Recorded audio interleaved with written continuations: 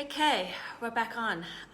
Hey guys, so as you probably can tell, I'm still in Bali, but I thought to kind of share a little bit of my, an update experience around trauma and stress response. I think it's something that many of us are going through right now. Emotional, really, I think at times like that, it probably brings out a lot of emotional stuff that we have blocked off for ages, going through breakdowns, and also how to, make decisions really based on your heart and having faith at times like that.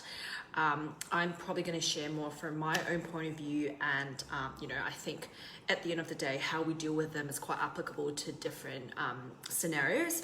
But I'm just going to share my own story, and hopefully it resonates with you guys, and just want to send you all the good vibes to wherever you are. Stay safe.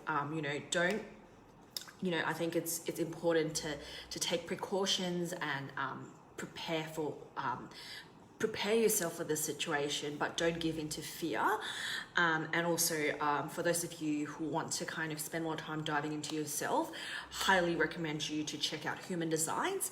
I'll probably leave the link down below on how you can do that, but essentially I call it astrology on steroids, but it really tells a lot about your genetic makeup. And for me, I have an open emotion center, which means that I take on emotions from other people a lot more than the ones with closed emotion center, and it is extremely important at times like that, especially in the work that you do. If you're a leader, if you're a healer, something that you deal with a lot of emotions, it is very, very important, especially at times like that, to really identify if the emotions that you pick up are yours, or is it beliefs that you're picking up from someone else. Because let me tell you, at times like that, when you're taking on a lot of emotions, it fucks with you. And this is why emotional regulation is so important at times like that. So just to rewind back in the past, since probably a week ago, it's Tuesday now.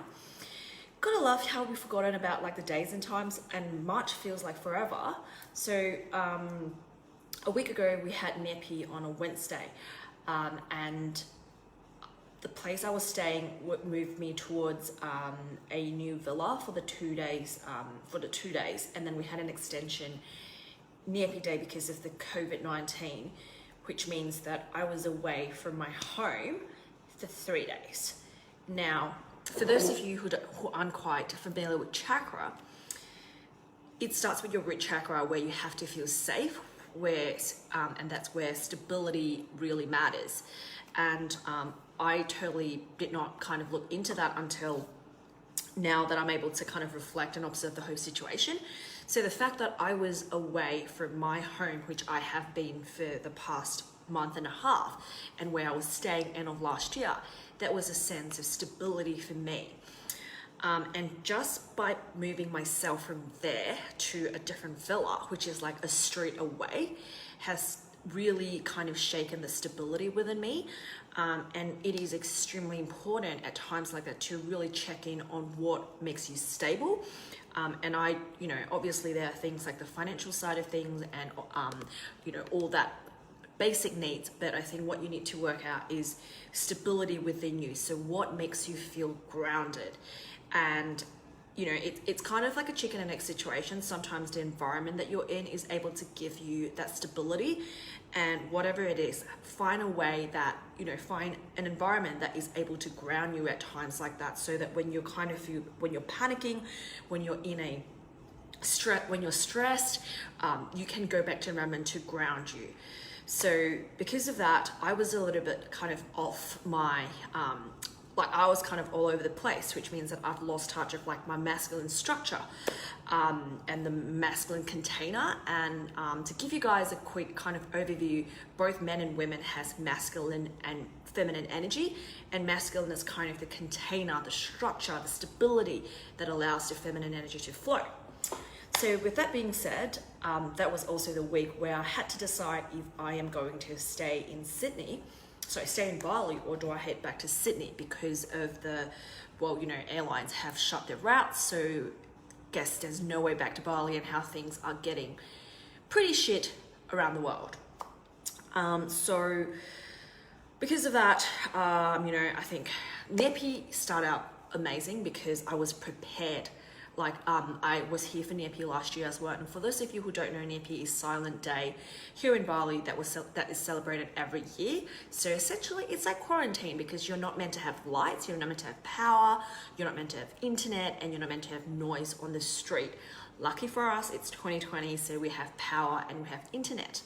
And that has really highlighted the importance of having to really mentally prepare and set the intention for yourself going into a, quarantine or isolation. I did a separate video on that, so I'll link it down below later.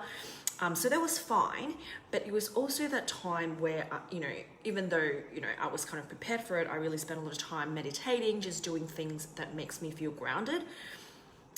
That was when people, my amazing family and friends, which, I really, really appreciate and am so grateful for, with all the love that I have received in the last week. And because of that, I need to start making decision on whether to stay in Bali or head back to Sydney. And that really put me into a flight mode.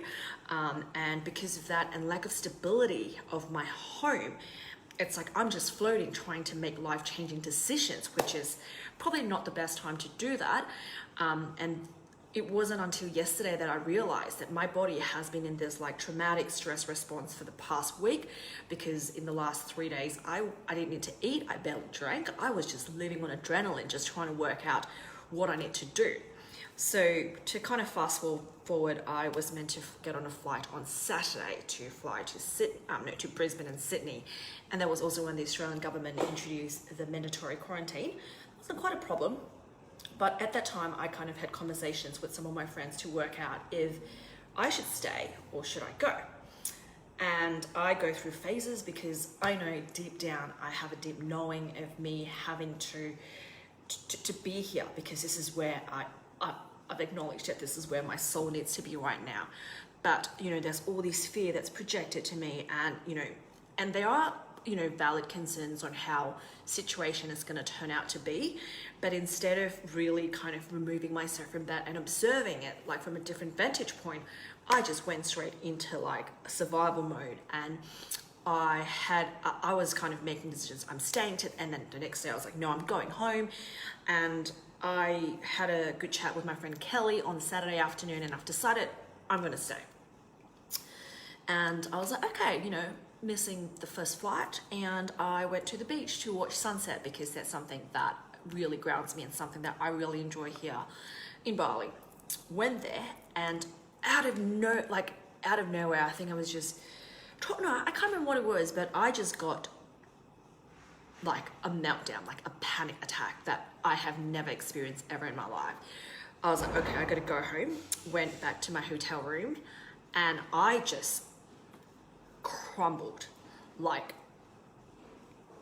can't panic. There was this massive energy that's flowing through me that I don't really know what it was. So, and there was that, and then I was like, okay, can I make this flight at 9 o'clock? And it was 7 o'clock by then. I texted my driver. I was like, do you think you can take me to the airport in 30 minutes in this traffic? And I was like, fuck, okay, this is it. It's not gonna, at this point I was in a panicking mode. Managed to book a flight from Bali to Sydney on Sunday.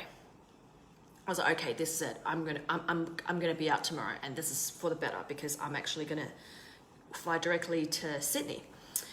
And that kind of calms me down for a little bit. And yeah, I think for the 48 hours that I was there, it really felt like stress, fight or flight response, which I think that it's something that many of us have put ourselves through in the past week, past month, past fucking forever, however long it has been. And the reason why I'm kind of sharing this as well is to know that, number one, you're not alone, and it's okay to feel those emotions, because we are going through a time where many of us have never experienced before.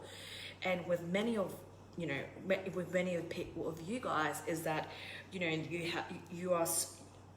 you kind of have been told that if you do this, your life is going to be like that. And now every of those promise or every of those reality is being challenged, and there is so much uncertainty. And our reptilian brain is there to keep up, is there to keep us alive. So if the certainty that we had for such a long time is being disrupted, it is going to find a way to keep us safe, because that's what the reptilian brain does. And this is why it's so important to be conscious of your thoughts and to really identify, what are your survival thoughts, what are your conscious thoughts, what is actually, like, what does your heart truly wants. And also, I think, like what I mentioned at the start as well, is that really identify if the fear or the emotions that you're getting right now, is it yours or is it your partner's, your friends, your family, someone that you see online? And to give you like a stats on how, I guess, fake news, or like how much time have we dedicated to looking at news that further kind of put us down the rabbit hole of like this stressful situation, is that my average screen time before, when I was really trying to be good at, was about 5 hours, and that was bad. And the whole of last week, my screen time was double digit. No fucking wonder why I'm in this like, survival mode. And not to mention like, my family is keeping me updated on like how many death cases, which I really don't need to know. But long story short, it's Tuesday now, and I think that I'm slowly getting back to like my normal flow, and it's just something that I want to share, because I think with emotional intelligence and emotional regulations is something that wasn't taught in school. And at times like that, many of us are so used to blocking your emotions and try to hold it in, or try to express in other ways, anger, frustration, or whatever, or just numbing yourself and just really numbing yourself with different distractions and noise, with Netflix, with porn, porn and sex is great for self-discovery if you're using it the right way. But if you're using that to numb your emotions, to numb everything, then it's probably time to kind of look into that. And I want to talk about why is it so important to regulate emotions in times of breakdown, is because if you actually dive deep and go deep into why you are experiencing that at that time, you are actually on a way to a massive breakthrough. So for my own instance, is that how much do I trust myself, and how much do I make the decision based on faith? Because faith is very easy to have when things are great. So it's very easy for me to say, have faith, trust the universe, surrender. But when shit hits the fan, faith is more important than ever. And I think this was when I was like, do I really trust this? And my logical brain is like, no, you're gonna die. Like, it's going shit. There's, things like that. And that's just this constant battle. And one thing that I really believe is that how your emotional, your mental, and how your body regulates itself plays a huge role on your immune system as well. So the more you are calm, the more the more you look after yourself, your well-being, physically, mentally, emotionally, spiritually, the better it is. Your body is able to respond to that. And there is a really good book on this by Deepak Chopra. He's a doctor, so for those of you who are really into scientific facts, he explains how your body it's basically a machine, and your soul, your emotions, your mental well-being, and your spirituality is what kind of pushes the chemical reaction. I think it's called reinventing your body, resurrecting your soul. I'll leave the link down below as well later once I double check the book. It really gives you a good insight on that. So this is kind of how it's really important for you to focus on making yourself feel good at this time. Your work, everything else is secondary. So if you wake up feeling anxious, try to do the 4-box breathing. So you inhale for breath, hold for 4 breath, exhale 4 breath, and hold for 4 breath. And it's called the box breathing, which really helps you to calm down. And I would suggest meditation, but if you have a lot of blocked emotions that is stored within your body, meditation probably isn't the best idea, because you like being still is not, you can't move those emotions past your body. What I really suggest is that I do the static dance, because it really allows me to flow through those emotions. But if you're a guy and ecstatic dancing sounds completely alien to you, then try some sort of like boxing, or shadow boxing, something that allows you to move your body to flow through those emotions. I think EFT tapping is really good, but I haven't done it myself. So just Google or YouTube how to do tapping to really work out, where you store your emotions, and it is very powerful. So those are different things that you can kind of do in times like that, and really, really honor your how you feel. And one thing that I want to talk about as well is that don't attach a label to how you feel, because it's definitely not going to make it better. Because when I was kind of going through that stage, I was like, fuck, what am I, why am I doing this? Like, am I just weird? Or like, why can't I just go to just be safe? But at the end of the day, it is the stories that we tell ourselves. And now it's kind of, I guess, to explain why I chose Bali. And it's something that I'm still kind of working through, because I really feel like different emotions. I'm a lot better today, but yesterday I just feel the feels like, fuck, if shit hits the fan, I'm fucked. And then there's this like fear that just pops up. And what I do is be aware of that, acknowledge that, and let it go. Like, it's that simple. And just to be aware as well that those fear or those stress response that comes up, it's going to keep happening. You're not going to be able to block away. But each time you recognize it, you acknowledge it, and let it go, the frequency comes a lot lesser. And then over time, that you kind of let that particular fear that you have go. And yeah, so that's kind of the whole shebang with deciding on this. But the biggest one was, if I talk about how much I love the people here, and why Bali why I was drawn to Bali in the first place, on why the people here are amazing, they're happy, it's based on such a collective trust situation, and how if I believe that love and compassion is what we need to really move through this collective healing, and to move through this crisis, epidemic, whatever you want to call that, then I have to practice what I preach, and I have to embody that. I can't say that I trust it and then I'm going to go back to Sydney because that makes me feel safe.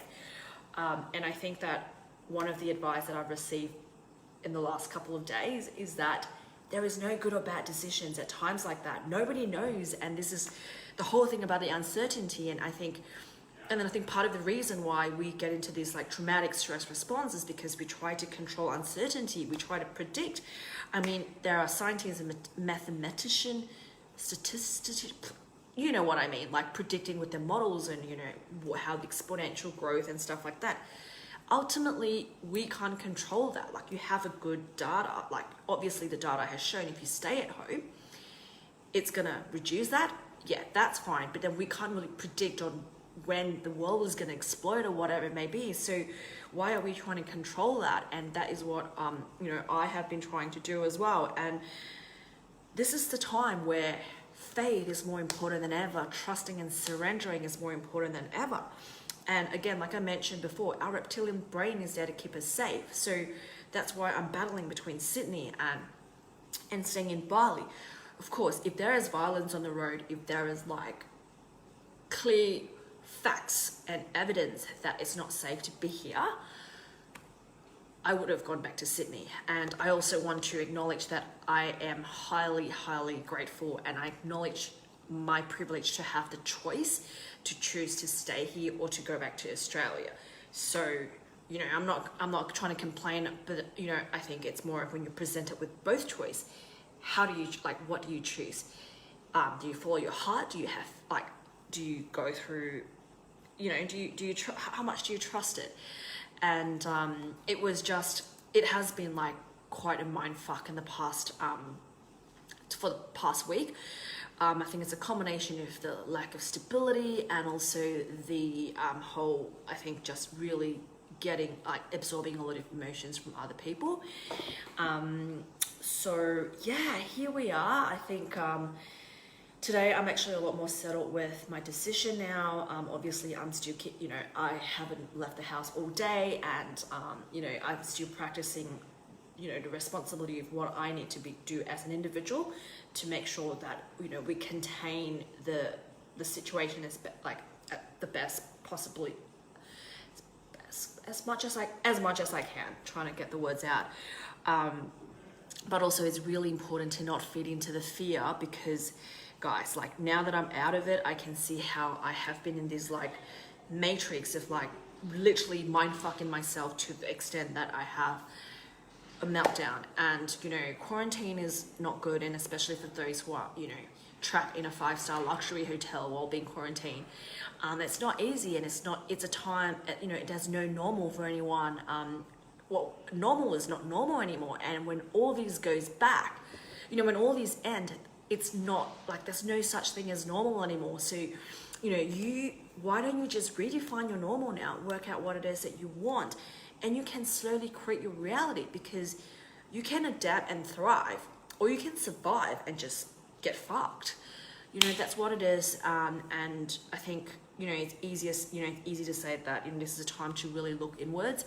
It really is, if you really pay attention to all the response that you have, to see all the emotions that you have. One of the biggest, I guess, lessons that I've learned from this is that I still have a lot of inner child that requires healing. There's still a lot of deconditioning that I need to do, because I realize that, you know, sometimes I'm really clear of what my path is, and especially as a manifester, you know, my role here is to really initiate and just do things like completely opposite of the norms. And I already know that because of the deep conditioning that I have been through in the past 30 years, that part of the work that I thought I have done, there's still a lot of work to do. So, you know, there's stuff around like how I receive love or how I respond to things, and, you know, the fear of disappointing people that are close to me. It's something that I think I hold on from being a child, but also at what expense do I go to not disappoint others? Do I disappoint myself? Do I kind of put other, like, and that's when boundaries and really having those difficult conversations really matter.